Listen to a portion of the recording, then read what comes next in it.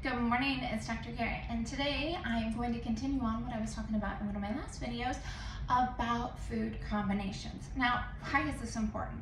Because whenever you're eating certain foods, your stomach acid is going to be set to a certain pH, depending on what is coming down.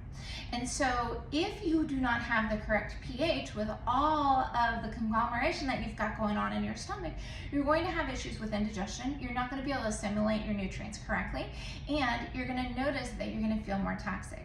So we want to make sure that you understand these principles so that you can live healthy, happy, and wonderful.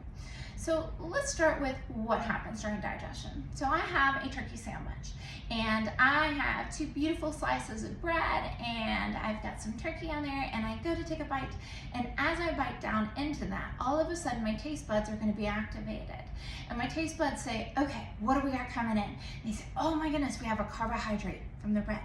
So carbohydrates are a very quick source of energy. The body doesn't have to use up a whole lot of reserves to create energy from carbohydrates. It doesn't last very long, but it is a quick form of energy.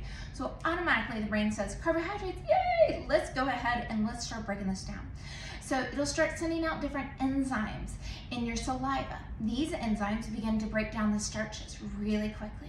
Now, as this is happening and these enzymes are triggered, the brain also triggers the stomach acid and says, hey, we don't need a very acidic environment. It's just a starch coming down, so you don't have to secrete more acid. Go ahead and be at a less acidic environment. So then the starch comes down, the body begins to break it down, and it goes into the intestines.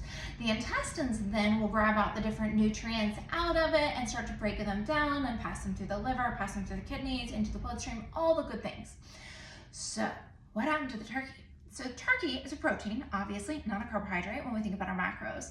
And when you ingest the turkey is one, an animal product, but two, it is a protein. Protein requires different enzymes. It takes longer to break down to create energy. And as it goes into the stomach, it requires a more acidic environment, so a lower pH of the stomach acid.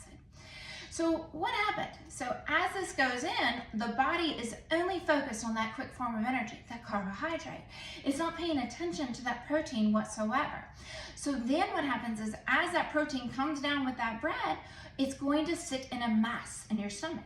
And this can decompose, it can ferment. Sometimes it causes more indigestion, more gas, more bloating. Sometimes it causes more bowel issues where you end up with more constipation. So what else can cause problems here? So we know that proteins don't work well with starches for this reason.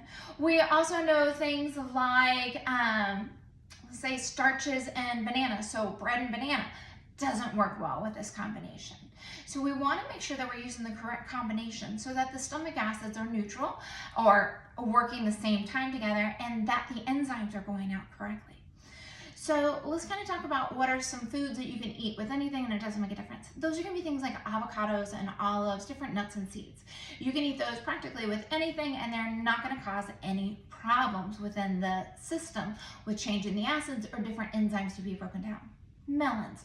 Now, melons, we are coming up on summer, and who doesn't love a good watermelon, a cantaloupe, a honeydew, or an Indiana melon, whatever. Melons do not require a whole lot of enzymatic processes within the mouth, and they don't require a very acidic stomach environment.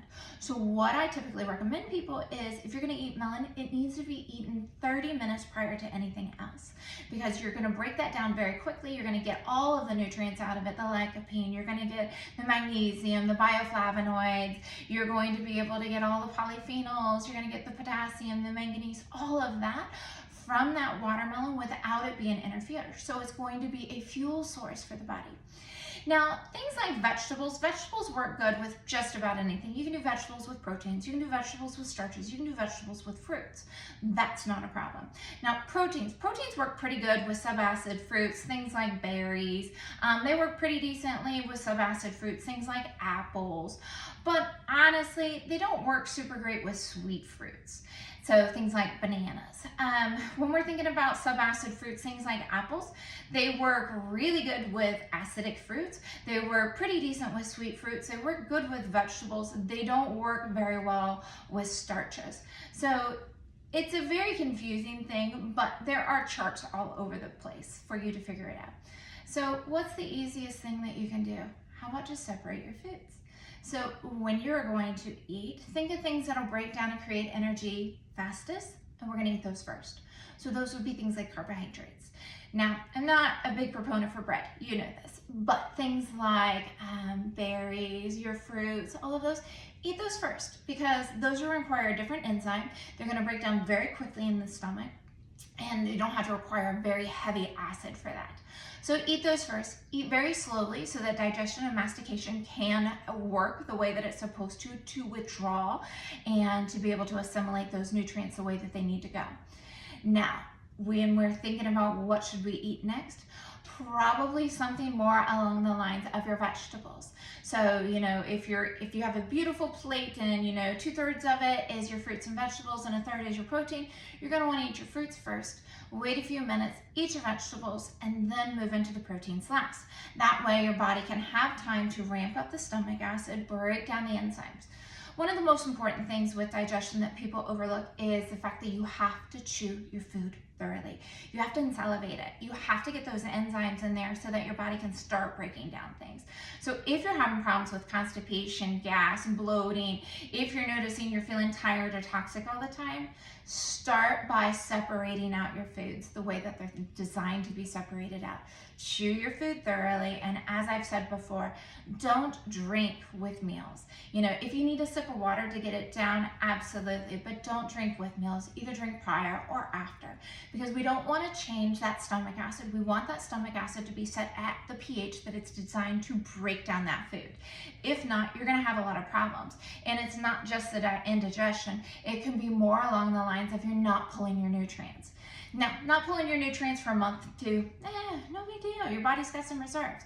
The problem is when we continually do this, then you're going to begin to feel more toxic. You're going to feel more tired. You're going to start to notice you're not sleeping as well. You're going to notice that your hair is kind of lackluster. Your skin's kind of lackluster. You're going to notice you're not thinking right. You're getting more brain fog. Then your hormones are going to start breaking down. It's this whole cascade that comes into you're spending a lot of money coming to see a provider because you feel miserable. So just separate out your foods. Chew well. Don't drink with meals. If you have any questions, give me a call.